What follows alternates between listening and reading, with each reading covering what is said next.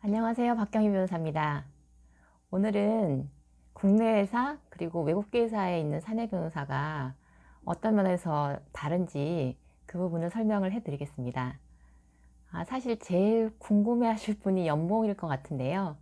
제 경험으로는 외국계가 전반적으로 사내 변호사의 연봉이 높은 편입니다. 그리고 금융하고 제조 쪽을 비교한다라고 하면 금융 쪽이 좀 더 높은 편인데요. 그러다 보니까 그냥 제 경험상으로는 외국계 금융위 보수가 제일 높은 것 같고요. 그 다음에 외국계 제조, 국내 금융, 그리고 국내 제조 이 정도 순서인 것 같고, 그리고 아무래도 대기업이 중견 중소기업보다는 연봉이 당연히 많습니다. 그러면은 이제 외국계 회사에 들어가려고 하면 영어 역량은 어느 정도 필요할까요? 아무래도 그 외국계 회사에서 본인이 갖는 직책에 따라서 좀 다를 것 같기는 한데, 만일 본인 직책이 그러니까 위전이나 아니면 본사 쪽에 직접 보고를 해야 되는 팀장급 이상이라고 하면은 상당히 플루언트한 커뮤니케이션을 할 수 있어야 되고요. 그렇지는 않고 좀 더 낮은 팀원급이라고 하면은 이제 컨퍼런스 콜에 참여하거나 아니면 영어로 진행되는 회의에 참여해서 어느 정도의 회의 내용을 이해하고, 그리고 본인이 하고 싶은 말을 짧게나마 표현을 할 수 있는 그런 워킹 레벨 정도면은 괜찮을 것 같습니다. 그럼 이런 연봉 차이가 외국 회사의 경우에 영어 역량이 추가로 요구되기 때문에 차이가 나는 걸까요? 저는 좀 다르게 생각하는데요. 제가 느끼기에 사내 변호사가 회사에서 하는 역할에 대해서 국내 기업하고 외국계 기업이 조금 생각이 다른 것 같습니다. 제가 경험했던 외국 회사들 같은 경우에는 사내 변호사가 의사 결정에 참여하는 사람으로 많이 생각을 하고 있었고요. 근데 반면에 국내 회사 같은 경우에는 법률 관련 실무를 처리하는 사람으로 인식하는 경우가 많았습니다. 그렇다 보니까 여러분도 잘 아시겠지만 회사 내에서 연봉이 가장 높은 분은 CEO잖아요. CEO가 연봉이 높은 이유는 의사결정을 하기 때문이거든요.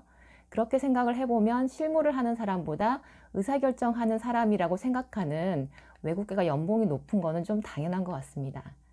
이러한 이유로 또 사실 외국계는 아주 전연차, 신입이라든가 2, 3년 차의 변호사님을 잘 채용하지 않는 편입니다. 아무래도 의사결정을 할 수 있을 정도의 경험이 있기를 원하는데요. 그러다 보니까 가장 선호하는 경력은 대형 로펌에서 경력이 있으시고, 그리고 대기업이나 아니면은 멀티내셔널 컴퍼니, 다국적 기업에서 사내 변호사 경험이 있는 분들을 가장 선호하시는 것 같습니다. 지금까지 연봉에 대해서 알아봤고요. 다음은 법무 권한입니다. 법무 권한은 연봉에서 조금 추측을 하셨겠지만 외국계가 좀 더 강한 편입니다. 제가 생각하기에는 법무 권한은 그 회사가 속한 나라 그리고 사회에 법치주의가 어느 정도 확립되어 있느냐 하고 저는 관련이 있다고 생각을 합니다. 아무래도 서구 선진국가들 같은 경우에는 법치주의가 강하게 확립되어 있는 편이고, 그러다 보니까 법 위반에 대한 제재도 굉장히 엄격하고, 단순히 경제적인 제재뿐만이 아니라 레퓨테이션과 연관시키는 경우가 많습니다. 따라서 사전에 법률 리스크를 관리를 해야 경제적인 손해도 막을 수 있고, 그리고 회사의 레퓨테이션 관리도 할 수 있다고 생각하기 때문에 법무 역할을 중요하게 생각하고, 따라서 법무에게 권한을 많이 주는 편입니다. 제가 경험했던 GE 같은 회사 같은 경우에는 어떤 특정한 딜에서 법무에서 이 딜은 법무 리스크 때문에 안 하는 게 좋겠다라고 의견을 내면 바로 딜 자체가 멈출 정도로 굉장히 강한 법무 권한을 주고 있었습니다. 이렇게 의사결정을 해야 되는 부서라고 생각을 하기 때문에 당연히 회사의 중요한 경영상의 정보가 법무를 다 거치게 되어 있고요. 제 경험으로는 정말 많은 메일에 CC가 되어 있어가지고 매일매일 오는 메일의 숫자가 정말 산더미처럼 많았습니다. 당연히 일도 많게 되고 참여해야 되는 회의도 많았고요. 반면에 우리나라 같은 경우에는 아직은 사회 전반적으로 법 위반에 대해서 그렇게 민감하게 반응하지 않는 것 같습니다. 사업을 하다 보면은 법 위반을 할 수도 있지 정도의 생각을 하고 있는 경우가 꽤 많다 보니까 법무에 대해서도 그렇게 중요한 펑션이라고 생각하지 않는 경우들이 많습니다. 그리고 실제로 법 위반이 됐을 때 회사가 받는 제재도 서구 선진국들하고 비교를 해보면 그렇게 큰 것 같지는 않습니다. 제재를 하는 당국에서도 어느 정도는 사업을 하다가 뭐 법 위반이 좀 있다고 해서 이 회사를 꼭 망하게 해야 된다라고까지 생각하시지는 않는 것 같고, 그거는 일반 대중도 마찬가지인 것 같고요. 그러다 보니까 약간의 실수는 있을 수도 있는 일, 뭐 그 정도로 해서 회사가 평판을 완전히 깎아먹는 그런 일은 잘 발생하지 않는 것 같습니다. 그래서 사내 변호사로 이제 일할 때 참 어려운 경우가, 법률 리스크를 말씀을 드렸음에도 불구하고 이거는 회사의 비즈니스를 위해서 감수해야 되는 거 아니냐라고 하면서 조금은 강행하시는 경우들이 있는데, 아까 말씀드린 대로 사회의 환경들을 생각을 했을 때 그런 비즈니스의 결정에 대해서도 어느 정도는 이해하는 노력이 필요하고요. 만일 사내 법무의 사내 변호사가 그러니까 회사의 수익에 너무 민감하지 않게, 나는 회사의 수익은 모르겠고 법을 지키는지 여부가 가장 중요하다, 이런 입장에서 의견을 주게 되면은 이 사람은 비즈니스를 몰라 하고 경영상의 중요한 의사결정에서 배제할 수도 있습니다. 따라서 본인이 속해 있는 조직이 어떤 성향을 갖고 있는지를 잘 알아보고 그거에 맞춰서 의견의 수위를 조절할 필요가 있습니다.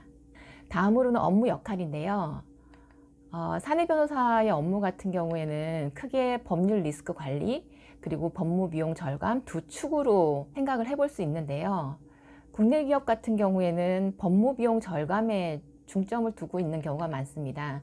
따라서 법무 업무를 내부에서 처리하는 것을 당연히 우선적으로 생각을 하고요.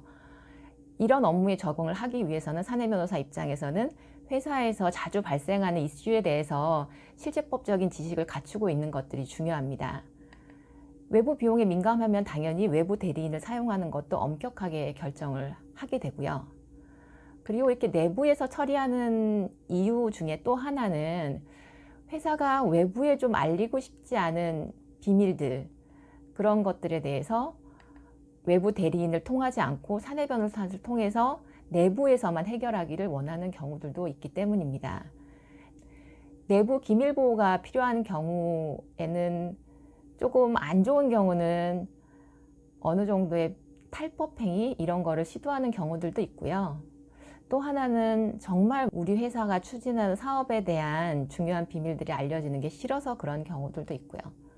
뭐 경우에 따라서 다릅니다.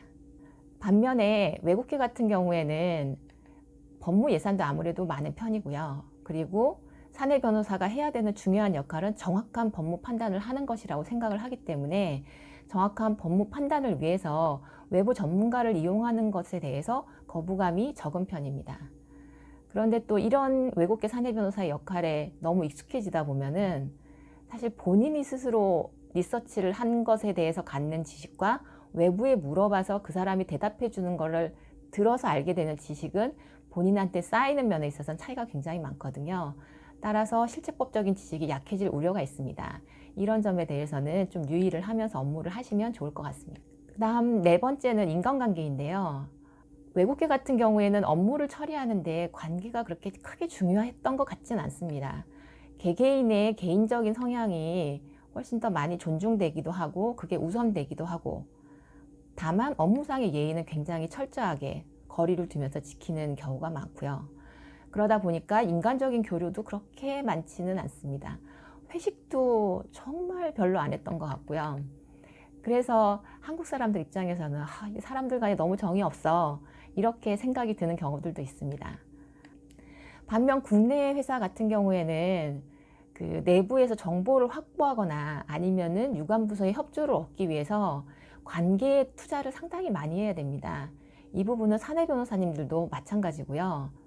조직 내에서 적응하는 데 있어서 법률 전문성보다는 조직 적응력이 좀 더 중요하게 인식되는 편입니다. 그렇기 때문에 사람들과 많이 친해지는 게 필요하기도 하고 실제로 많이 친해지기도 합니다. 그렇기 때문에 친밀도가 높아지기는 하는데, 또 이제 프라이버시를 또 중요하게 생각하시는 분들 같은 경우에는 좀 불편하다, 그런 생각이 드실 수도 있어요. 그리고 한 가지 더 마지막으로 말씀드리면, 외국계 같은 경우에는 보고 라인이 듀얼로 되어 있습니다. 즉, 두 군데의 보고를 하게 되는데요. 뭐 경우에 따라서는 이거를 다티드 라인, 그러니까 점점점점점 라인, 그리고 솔리드 라인 이렇게 두 가지로 표현을 하고요. 회사마다 그건 정책적으로 다른데 현지 법인의 사장님이 솔리드 라인이 되고 위전의 제너럴 카운슬이 다티드 라인이 되는 경우도 있고요. 오히려 반대로 법무 조직의 수직적인 체계가 더 중요한 경우에는 위전 카운슬한테 보고하는 게 솔리드 라인이 되고 현지 법인 사장님한테 보고하는 게 다티드 라인이 됩니다. 이렇게 듀얼 보고 시스템이 있는 게 저 같은 경우에는 상당히 도움이 많이 됐었어요. 왜냐하면 사실 비즈니스 분들하고 법무에 대한 이해를 시키고 설득시키고 하는 게 쉬운 일은 아니거든요.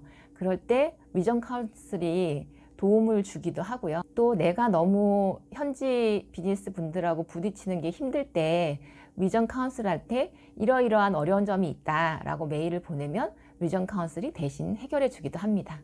근데 저는 그랬지만 반면에 듀얼 리포트가 좀 힘들게 적용되는 경우도 있는데요.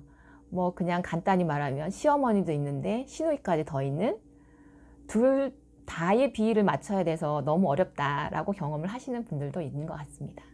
이 정도가 제가 그동안 경험했던 외국계 회사와 국내 회사의 차이였습니다. 조금은 차이가 이해가 되시나요? 하지만 이건 제 경험에 비춘 거니까 회사마다 사정이 많이 다를 수 있다는 점은 유의하시고요. 다음에는 또 다른 정보를 갖고 찾아뵙겠습니다. 감사합니다.